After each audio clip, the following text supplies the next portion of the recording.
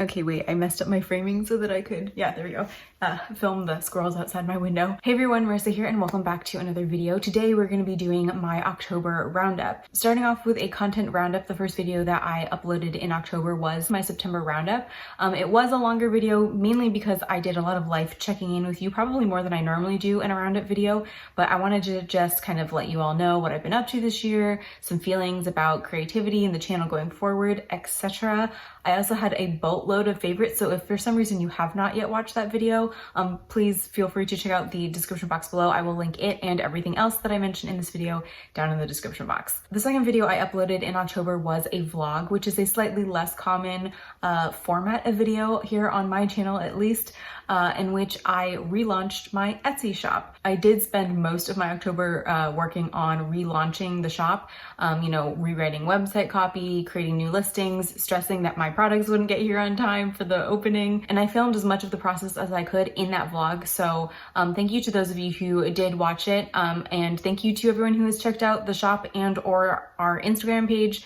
I'm using the royal hour. It's just me, myself, and I. And I've actually just finished my holiday designs, so gotta get those ordered so those can go up ASAP because I think shipping this year is gonna be a little hectic, to say the least. Then lastly, I was finally able to get going on my Netflix anime series, so I uploaded the very first video review of that series.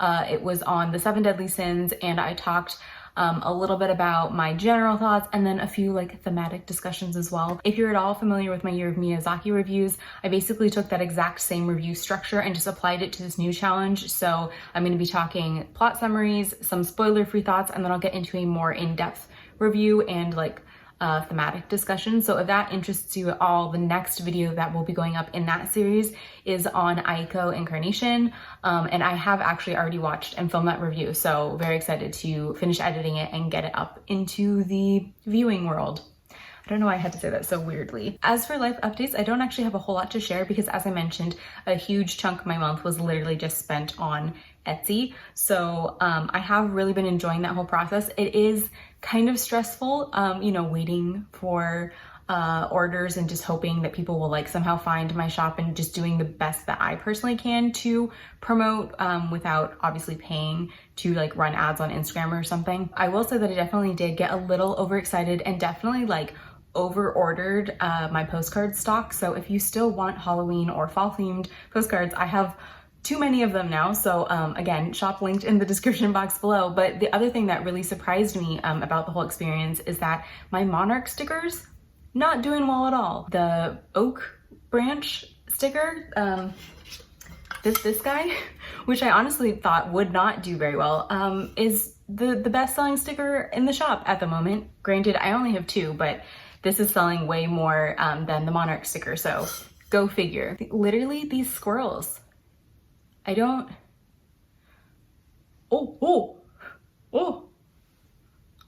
these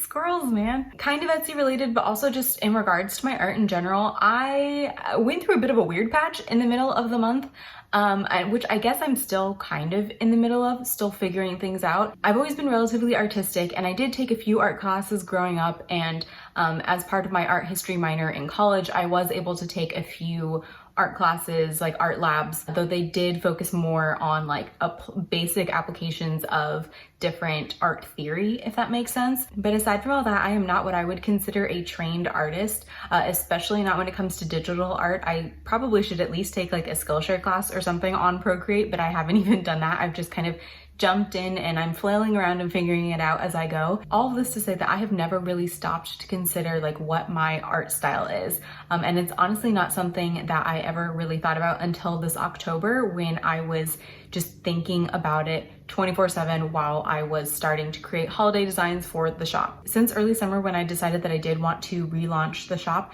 I've been watching a ton of art YouTube, art TikToks. I've been following a ton of artists on my shop Instagram account.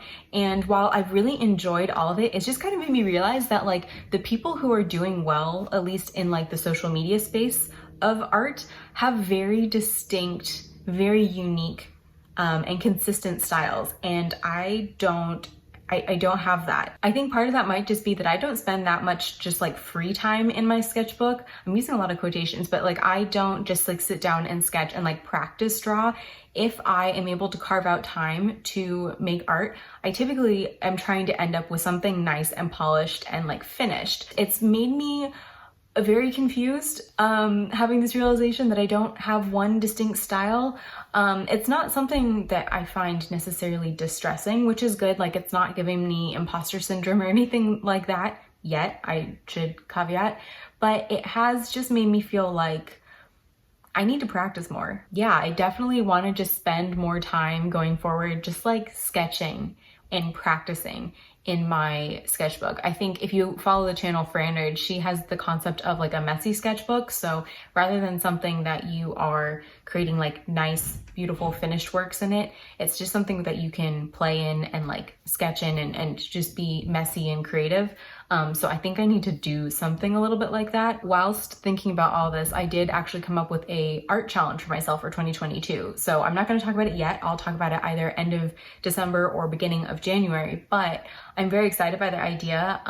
And I'm excited to share it with you because I think it'll be a fun way to kind of incorporate more non-Etsy trying to sell you things related art here on the channel. Before we get into my favorites for October, I did just also want to shout out Nonfiction November. Nonfiction November is a reading event hosted by Olive from A Book Olive. She's been running this for several years now, and it has kind of ballooned into this fantastic community and event centered around the goal of getting people to read more nonfiction. If you're watching this, I'm assuming that you already know that I've been reading a ton of nonfiction over the last couple of years and actually have almost transitioned unintentionally so to just reading exclusively nonfiction. Weird, I know. You could not have convinced like high school age Marissa that would be the case, but I fully credit Nonfiction November for getting me into nonfiction in the first place. So if you've never participated in Nonfiction November before, I would highly encourage you to do so. It's a lot of fun. There's going to be a lot of content on Instagram and here on YouTube, and I believe they also have a Twitter account this year and maybe a TikTok. So I will link anything that I can find for Nonfiction November in the description box below, just so that you have all the information at your fingertips. I'm not going to be doing a TBR for myself this year simply because I don't stick to TBRs anyways, so why tease myself and you by claiming I'm going to read certain books, but I will be doing a Nonfiction November wrap up. It's been a while since I've done one in December sometime so that we can talk about all the fun things that I read upcoming in November. So plug over, but seriously, would highly recommend. Speaking of Nonfiction November, the first favorite I have is a nonfiction book entitled Digital Minimalism: Choosing a Focused Life in a Noisy World by Cal Newport. Basically, this is a fantastic book to read if you, like me, are constantly questioning the role of social media in your life, and if you are feeling like you are maybe, I don't want to say addicted, but if you're like overly invested in social media, if you can't put your phone down, if you can't leave your phone in another room, this might be a fantastic book for you. I was a little concerned going into the book because I have heard several like productivity bro type channels talking about this book, and I was concerned it was going to be something similar to Atomic Habits, where it just very much felt like he was plugging his other publications, resources, his website, etc. However, I was very pleasantly surprised. This is a very thoughtfully written book. He cites a lot of sources. He looks a lot at like the greater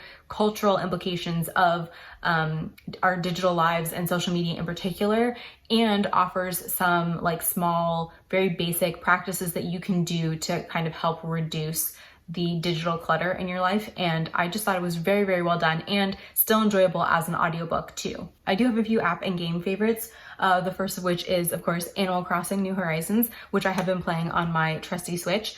I saw the trailer or whatever for the update that's coming early November, and I'm very, very excited. So in preparation for that, I have been trying to declutter the island, trying to get some open space sorted out so that I can maybe, implement some of the new updates. So I am very excited. I also finally just upgraded my house to have like the third story. I'm still waiting on the basement. I got a Tom Nook, man.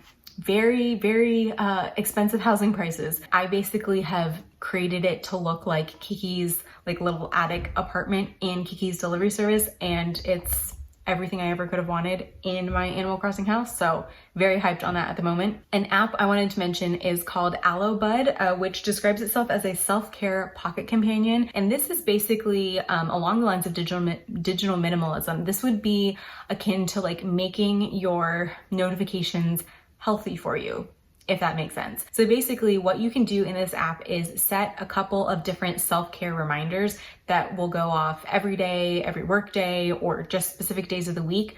You can obviously pick the time of day they go off, and if you pay for the like premium subscription or whatever, you can buy different like encouraging messages.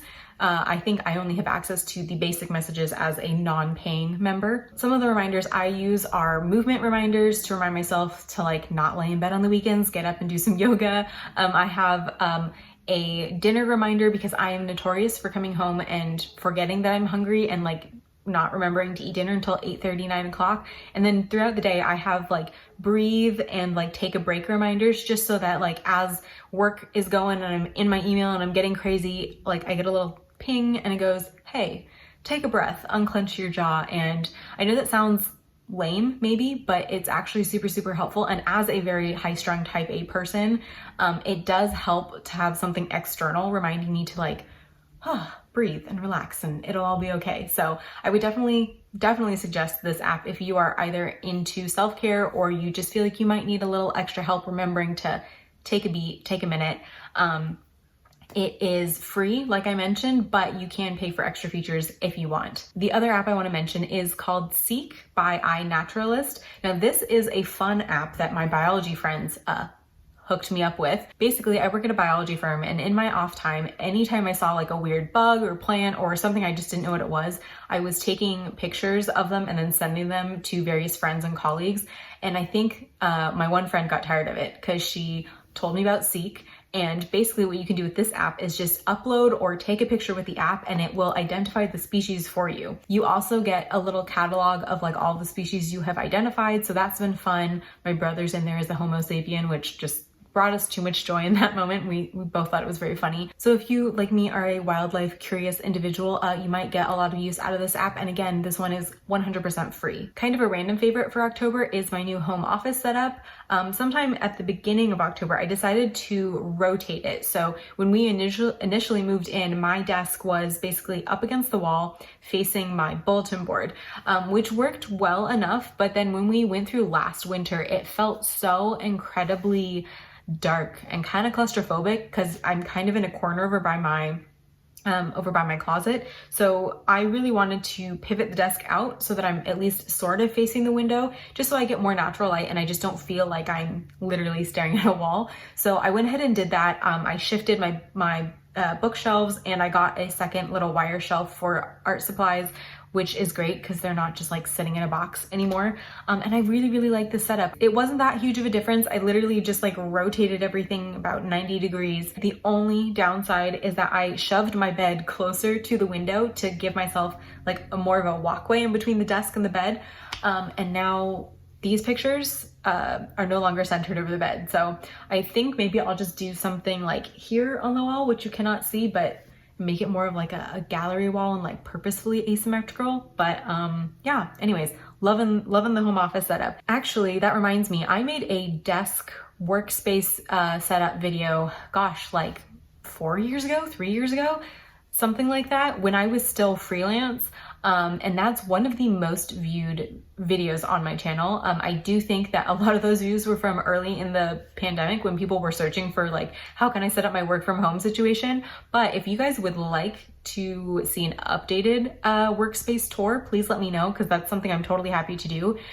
Most of the furniture has not changed, just the way that I've laid everything out has, and a few of the like on-desk equipment items have. So let me know what you think. Moving into favorites that I've been watching lately, baseball, I guess, would be the first one, though this is both like a love and hate because my team lost. If you didn't know, I'm a diehard San Francisco Giants fan, born and raised. If you are a Dodger fan, yes, we can be friends, but no, I will not date you. This was a rough postseason for us because I really genuinely thought we could at least make the NLCS. but you know, wasn't meant to happen. It sucked so bad that we lost to the Dodgers. But I had a fantastic time watching all the games, even though they were stressful and torturous as all heck. But I really enjoy watching baseball, especially postseason baseball, because it's something that my dad and I really bond over. So I always appreciate having that like extra season with him, if that makes sense. And we like did a ton of family dinners and like late nights at his house watching on the big screen. So much appreciated what little postseason baseball we got. Then I have basically a bunch of like art YouTubers I want to mention. Most of these are really, really popular, so chances are you guys already know about them. But the first channel I wanted to mention, or artist, is Lee Ellickson. Lee is an artist based in Cincinnati, Ohio, and she has, first of all, like the most gorgeous studio. She's got the studio with like gigantic windows and just all of the natural light, and I really, really like it. Her channel right now is kind of a mix of like standard art content, studio vlogs, and then like home reno stuff, because she and her roommates like bought this old house and they're like slowly renovating it room by room. So that's just been a joy to discover. I have watched almost every video I think on her channel, and she is just like a great vibes, really calms me down, very inspirational, kind of gives me like modern impressionistic vibes with her landscape paintings specifically. And actually, she was the artist I decided to go ahead and support this month. So she opened her shop briefly for like a run of stickers. Actually, it might still be open, so I'll link her in the description box below in case she is still open. But I was lucky enough to get 2 stickers. The first of which is this little like strawberry design, which I think is so cute and just lives on my water bottle. But then I also decided to get this sticker, which says, "I am artist," because like I said, I came up with a new art challenge. Ooh, I totally just threw that. Like I mentioned, I did come up with a new art challenge for myself for 2022. So I thought I could put this on whatever sketchbook I end up using, and it could be my motivation. There we go. The other artist I want to mention is Sean from Little Furry Peach. She is a channel that I have watched on and off for like absolute years. I remember when they first moved into, she used to basically like live and work in this like warehouse studio.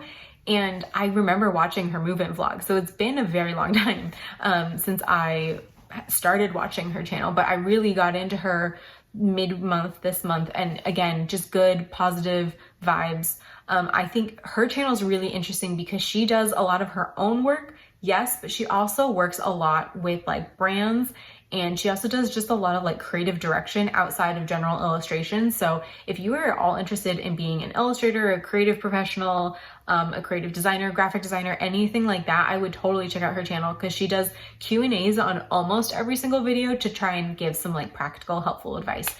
So while those are not things that I necessarily want in my future, I still absorb the information because it's very interesting. I should also say that Sean is from Australia, so she has a fantastic accent and a very, very cute cat. Then the other artist slash channel I wanted to mention is Cheyenne Barton.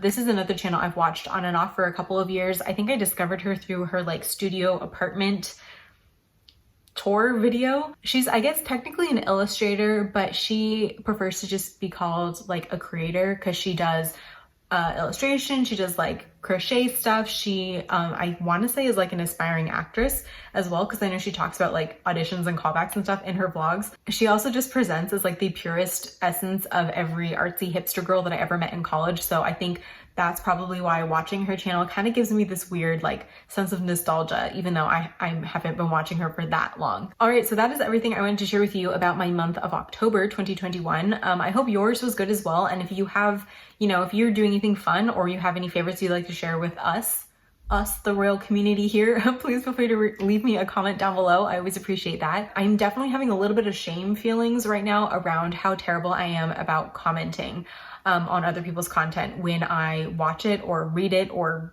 view it. So I'm trying to be better about that. But I am also just not the kind of person that communicates best through text, which is funny because I think best through written form. But when it comes to communication, I much prefer, I'm like the rare millennial who's like, can you just call me? Quite frankly, it's an absolute miracle that I had fostered as much community as I had back, you know, when I was doing this more consistently.